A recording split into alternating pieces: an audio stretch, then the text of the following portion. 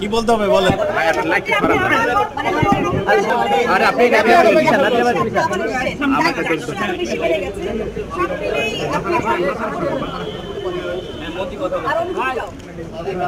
এখন আমি তো এখানেই ছিলাম, আমরা আমাদের এই যে আমাদের সচিব মহোদয়দের দেখছেন আর আমাদের অফিসে যারা ছিলেন এবং আমাদের যত বাহিনী প্রধান, আমাদের একটা টিম ছিল।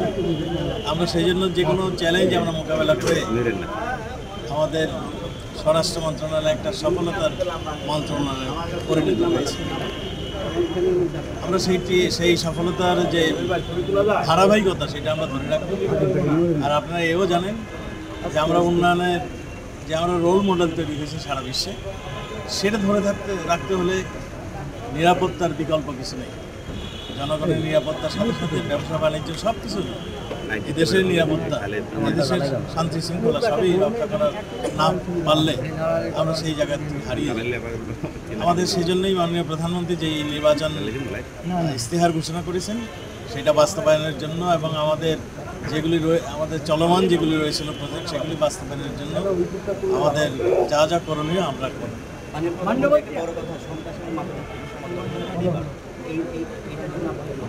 এটা তো আমাদের চলমান প্রক্রিয়া।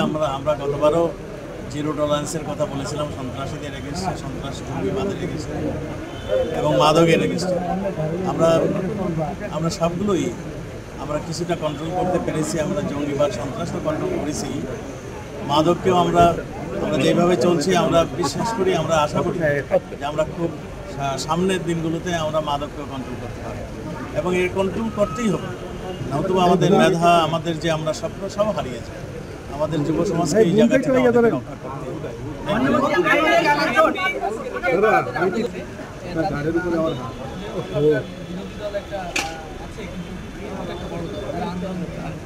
তাদের আন্দোলন আমি সুযোগ করে বলি আইনের শাসন বিরোধী দলের পক্ষ থেকে দেশে আইনের সুশাসনের অভাব আছে, ঘাটতি আছে এবং সেটা আপনি কি করবেন?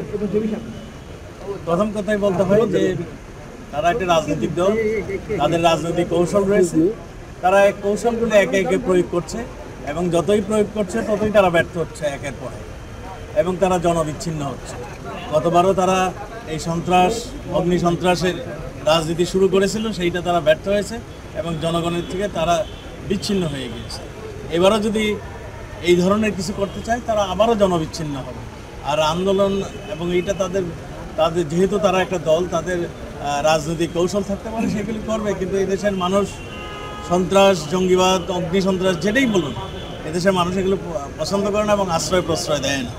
এদেশের জনগণ আমাদের সঙ্গে রয়েছে, কাজেই কোনো আন্দোলন, যে সমস্ত আন্দোলন জনগণের কথা বলে না, জনগণের উপকারে আসে না, সেই সমস্ত আন্দোলন ফ্রুটফুল হবে না। Thank you.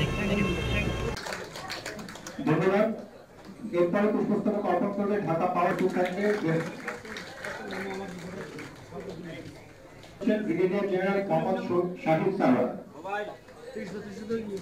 সচিব মহোদয় সহ চেয়ারম্যান পিডিবির এবং আইবি চেয়ারম্যান, সকল সংস্থার প্রধানগণ, সকলে যারা আসছেন, আমার সহকর্মীবৃন্দ, কিন্তু আমার দায়িত্ব প্রধান হিসাবে, কারণ যেহেতু আমাদের প্রতি আস্থাশীল, আমাদের দায়িত্ববোধটা কিন্তু আরো বেশি এবং এবারকার প্রতিবদ্ধ যে ছিল সরকারের যে দুর্নীতির বিরুদ্ধে আন্দোলন, সুশাসন এবং মাদক বিরোধী, এই তিনটি বিষয়ের দিকে টার্গেট ছিল আমাদের। এবং আরেকটা বড় বিষয় ছিল গ্রামকে শহরে রূপান্তর করা, তা না যে শহর হয়ে যাবে, শহরের ফ্যাসিলিটি যেগুলো আছে সেগুলোকে গ্রামে পৌঁছে দেওয়া এবং অর্থনীতি আরো বেশি চঞ্চল করা। আপনারা দেখেছেন যে ফাইন্যান্স একটা বড় চেঞ্জ আছে। সুতরাং বিদ্যুৎ কিন্তু একটা মূল শক্তি, জ্বালানি এবং বিদ্যুৎ অর্থনীতির আমি বলতে পারি সবচেয়ে বড় শক্তি এখানে। সুতরাং আমাদের আরো বেশি ব্যবহার করতে হবে, যেটা আমাদের সচিব মহোদয় বললেন, এবং সেটা আমি বিশ্বাস করি যে টিম আমাদের এখন গঠন হয়েছে, আমরা সকলে আস্থা তাদের উপর। কিন্তু আরেকটু বেশি কিছু করা যায় কিনা, আরেকটু অন্যভাবে চিন্তা করা যায় কিনা। আমরা অ্যাক্সেসিবিলিটিতে মোটামুটি সাকসেস, নিরবিচ্ছিন্ন এবং সাশ্রয়ী, এই দুটো জায়গায় আমরা কাজ করতে চাই। আমাদের সকল পরিকল্পনা হবে কত সাশ্রয়ী ভাবে, কত নির্বিচ্ছিন্ন ভাবে সকলের কাছে আমাদের বিদ্যুৎ পৌঁছানো যায়। এই বিষয়টা মাথায় রেখে ইনশাআল্লাহ আমরা প্ল্যান করব। আপনাদের সাথে তো দেখা হবে, আগের মধ্যে আমরা তন্ত্র থাকবো এবং আমি মনে করি প্রতিষ্ঠানের মতো এবং বিদ্যুৎ বিভাগ 1 নম্বর হবে প্রতিটা কাজ। আমরা এত ফুলটুল নিয়ে আসছেন আমার জন্য ছিল না, টাকাই হচ্ছে, সাক্ষাৎ হচ্ছে, ধন্যবাদ। কথা বললেই তো যথেষ্ট ছিল।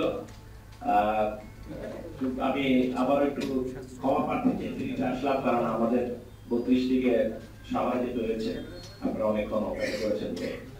সুতরাং বছর শেষে প্রথমে আশা করি যে আমরা শুভভাবে শুরু করতে চাই সকল কিছু। একগুলো তো ভালো হয়েছে, সব জায়গায় আমরা ভালো সংবাদ পাচ্ছি এবং নতুন করে শুরু করতে চাই না, আবার পুরোনো গুলিকে এক্সপিরিয়েন্সটাকে নিয়ে আমরা নতুন চিন্তায় আরো বিদ্যমান হয়ে আমরা শুরু করতে চাই। সকলকে ধন্যবাদ জানাবো।